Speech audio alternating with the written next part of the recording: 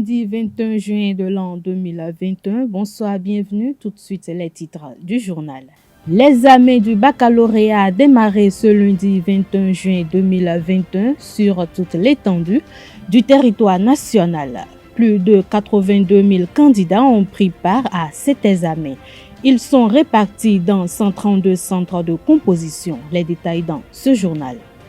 Claudine Afiavi-Prudencio a démissionné de la présidence de son parti, l'Union démocratique, pour un Bénin nouveau UDBN ce samedi 19 juin 2021. Le professeur d'université Sylvie De Chacus est la nouvelle présidente du parti.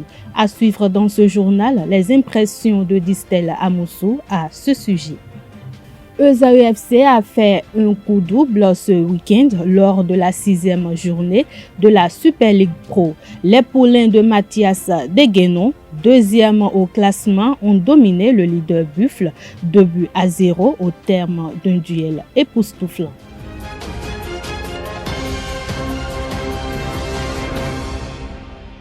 À nouveau, bonsoir. La ministre de l'Enseignement supérieur et de la Recherche scientifique, Éléonore Yaye Ladécan, et son collègue des enseignements secondaires, techniques et de la formation professionnelle, Yves Kouaro, ont procédé ce lundi 21 juin 2021 au lancement des épreuves écrites du baccalauréat au CEG 1 de Djougou dans le département de la Donga. 82 938 candidats répartis dans 132 centres planches cette année pour l'obtention du premier diplôme universitaire.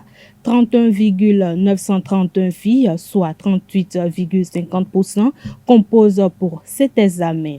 En 2020 et 2019, le pourcentage de filles était respectivement de 36,74% et 33,95%. Selon la ministre Éléonore Yaye Ladécan, ce progrès est la preuve que les filles sont davantage scolarisées et abandonnent de moins en moins les classes. Les ministres ont invité les candidats à la sérénité et à la concentration. Claudine Afiavi-Prudencio a démissionné de la présidence de son parti, l'Union démocratique pour un Bénin nouveau UDBN, ce samedi 19 juin 2021. Le professeur d'université Sylvie De Chacus est la nouvelle présidente du parti. L'ancienne députée a démissionné de son poste de président de ce parti politique ce samedi au cours d'une cérémonie à Cotonou en présence du bureau exécutif national, de l'école politique et des coordonnateurs du parti. Une décision douloureuse mais essentielle à prendre pour l'épanouissement du parti, a déclaré la présidente sortante. À cet effet, ESA TV s'est rapproché de l'analyste politique Distel Amoussou afin de recueillir pour vous ses impressions à ce sujet. Il s'exprime au micro d'Abdelkader Achiro. Il faut déjà noter que la jeunesse et les femmes, la gente féminine, constituent les ferments du label de ce parti politique.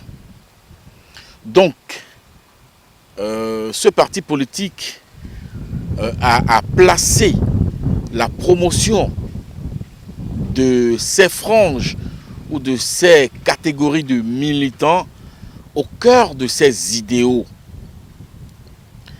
C'est donc dans la même logique que certainement, parce que vous savez que je ne suis pas membre de l'UDBN, donc j'ai un regard extérieur pour observer que les instances dirigeantes de ce parti ont poursuivi la réflexion, ils sont restés collés à cet idéal qui constitue de mettre les jeunes et les femmes au cœur de leur dispositif de gestion.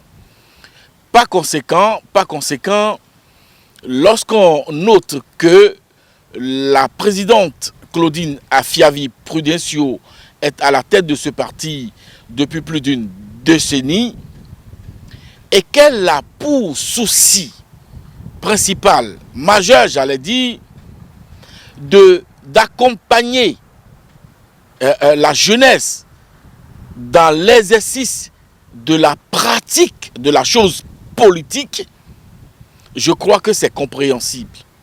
C'est compréhensible qu'elle puisse prendre cette décision. Ceci dit, il faudra reconnaître que c'est une décision politique très courageuse. Très courageuse parce que ce n'est pas ce qui est en vogue.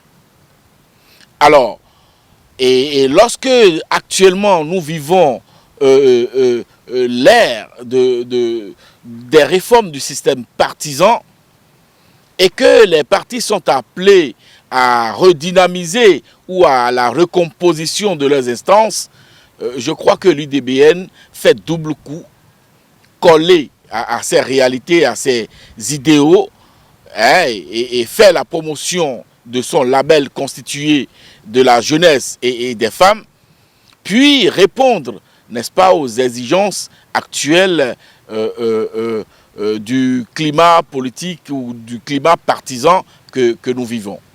La 59e session ordinaire de la conférence des chefs d'État et de gouvernement des pays membres de la CEDEAO a eu lieu le samedi 19 juin 2021 à Accra, au Ghana.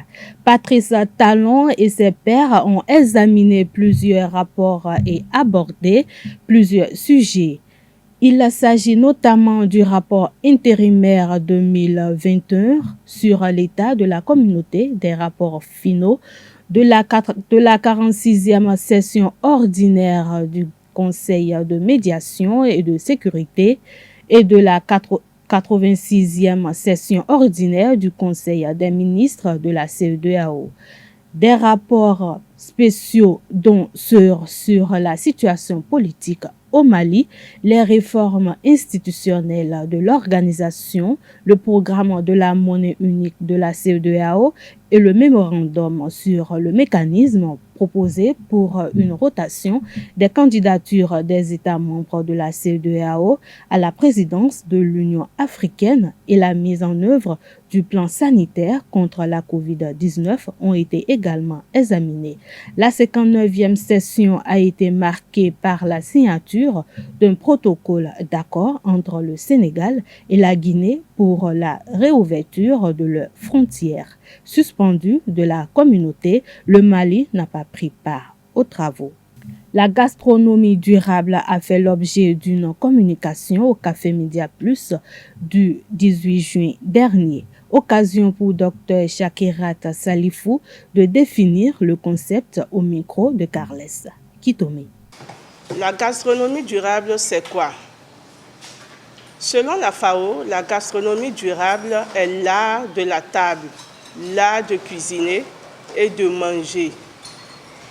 Elle fait recours à un style de cuisine d'une région particulière et elle fait référence à la nourriture locale.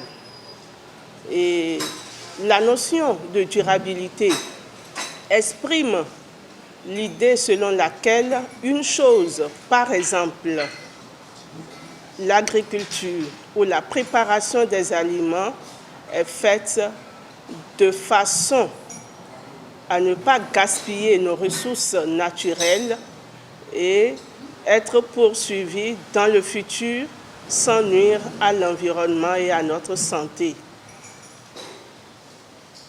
De ce fait, on dira que la gastronomie durable est un processus qui a des impacts positifs sur l'environnement, l'économie,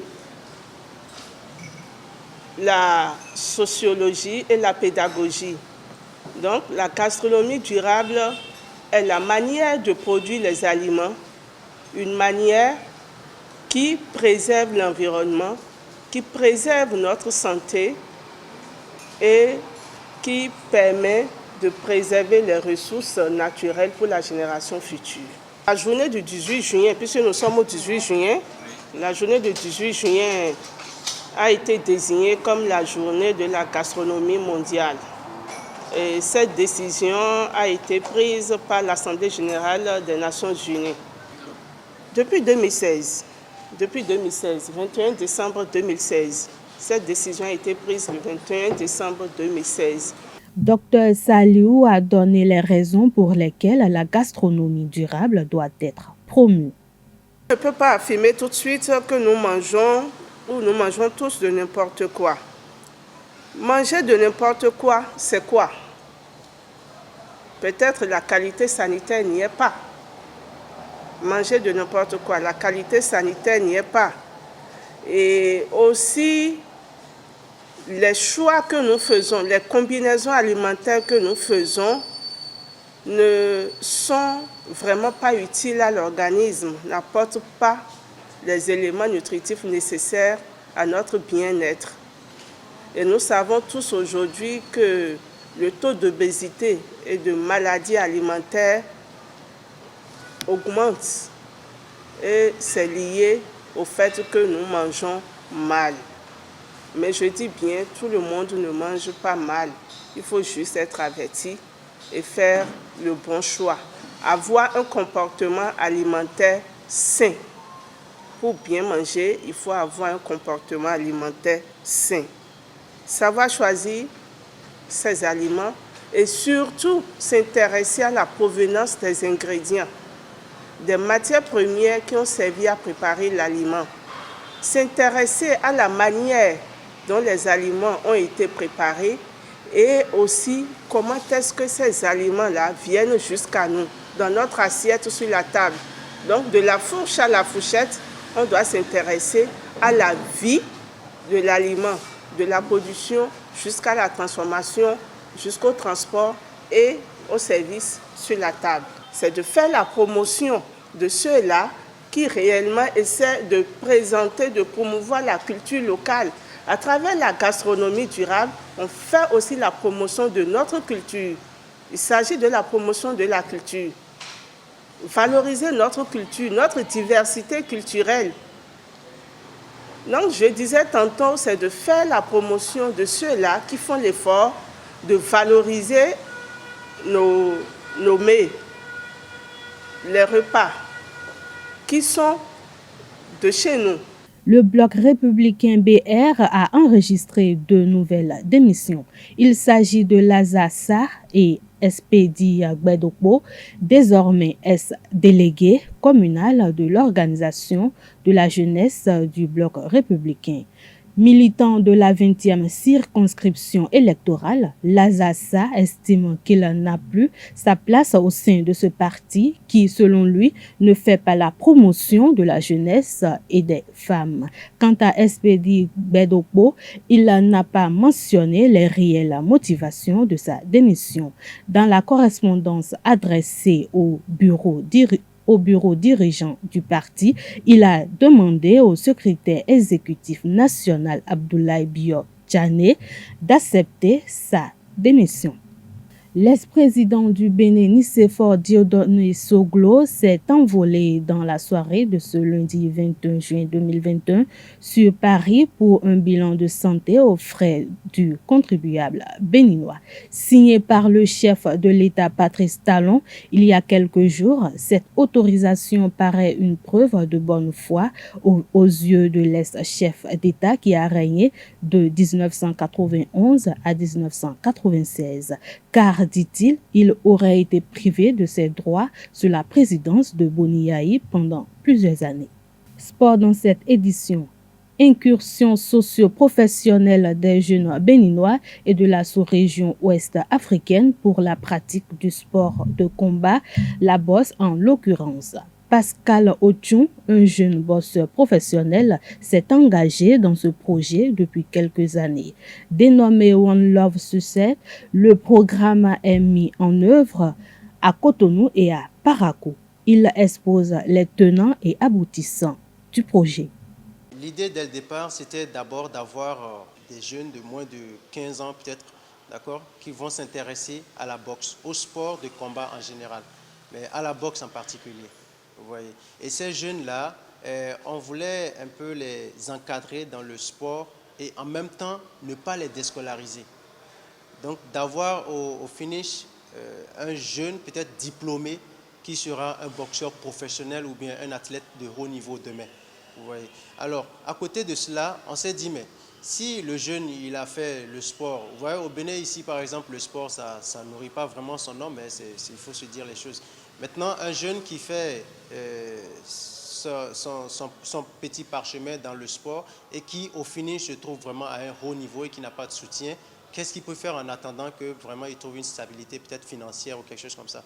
Donc, on a pensé quand même rajouter des activités professionnelles telles que la sérigraphie, l'informatique, la maintenance, vous voyez, et pas mal de petits trucs. Et aussi des trucs de loisirs tels que la musique et la danse aussi. Donc, l'idée, c'est d'avoir, d'ici les années à venir, des jeunes diplômés qui demain peuvent vraiment faire la fierté de notre pays, la fierté de tous ceux qui sont autour d'eux et qui peut-être vont servir d'exemple maintenant aux autres qui veulent venir. Vous voyez, dans les autres pays, on voit des sportifs, qui ont de grands niveaux. Vous allez voir un grand sportif, par exemple, qui fait du football, mais à côté, il a un diplôme peut-être de master, de doctorat, en quelque chose comme ça.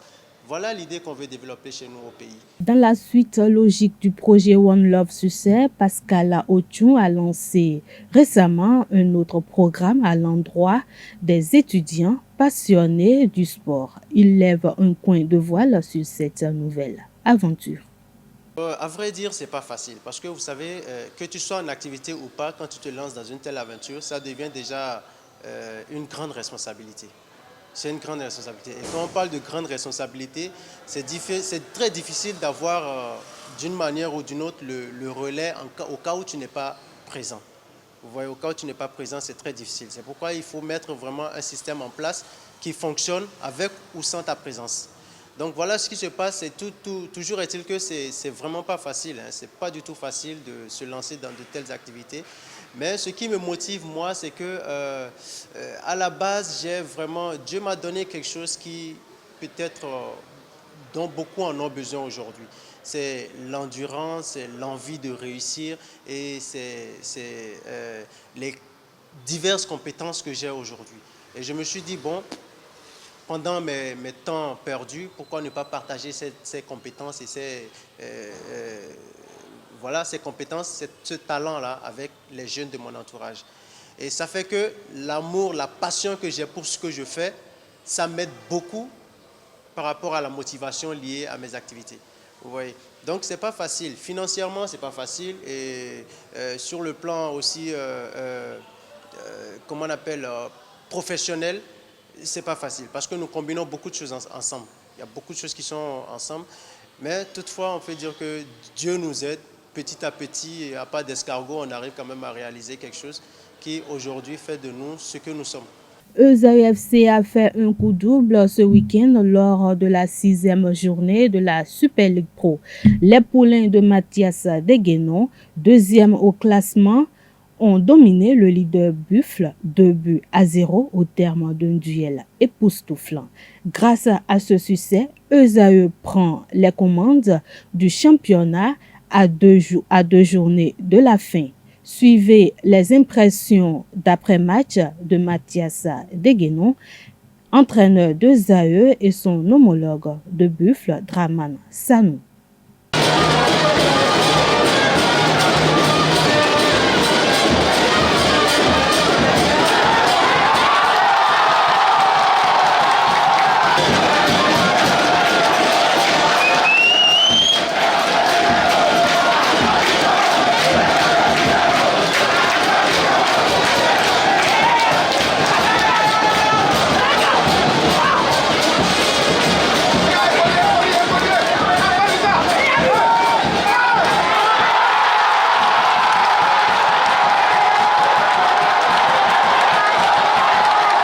Je crois que la mission elle est vraiment accomplie puisque vous savez, l'objectif de ce soir c'est les 3 points et nous l'avons fait de la plus belle manière et je crois que nous en repartons très satisfaits, très heureux ce soir.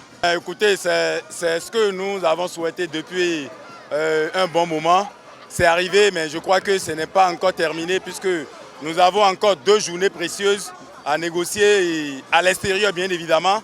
Donc je crois que oui, nous avons pris la tête, mais nous avons encore 2 matchs importants à jouer pour quand même clore, pour finir le championnat en beauté. Bon, moi je pense que ce sont les jeunes ne sont pas bien concentrés dès l'entame de la deuxième mi-temps. Ils n'étaient pas concentrés du tout. Vous voyez le but qu'on prend, hein? Ils n'étaient même pas concentrés pour se placer comme il se doit, en défense comme en attaque. C'était difficile. Bon, moi je ne suis pas dessus, mais on va continuer. Le championnat n'est pas encore fini. Dans les autres matchs, Dragon a été tenu en échec par AS Cotonou, 1 but partout.